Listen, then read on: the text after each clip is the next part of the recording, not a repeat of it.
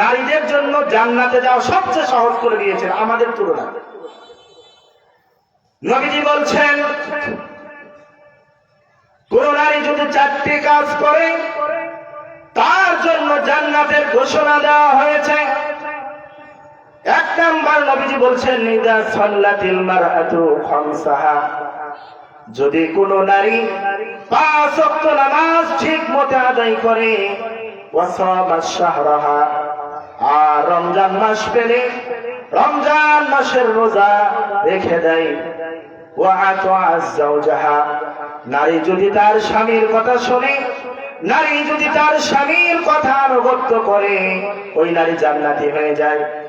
4 number হলো হাসনাত ফারজাহা, নারী যদি তার সতীত্বকে হেফাজত করে, নিজের স্বামী ছাড়া অন্য কোন পুরুষের সাথে যদি সে পরকীয়া না করে, সে শুধু নিজেকে উপস্থাপন করে, নিজেকে প্রেজেন্টেশন করে শুধু নিজের স্বামীর জন্য, সাজে নিজের স্বামীর জন্য, পার্লারিং করে নিজের স্বামীর জন্য, ওই নারীকে নবীজি বলেছেন জান্নাতি। ওই নারীকে বলা হবে কিলা লাহা দুখুলিল জান্নাহ, ও নারী তুমি জান্নাতের ভিতরে ঢুকে যাও। মিন আইয়ি আবওয়াবিল জান্নাতি শি'তি, জান্নাতের যে দরজাটা তোমার পছন্দ হয় ওই দরজা দিয়ে আল্লাহর জান্নাতে ঢুকে যাও।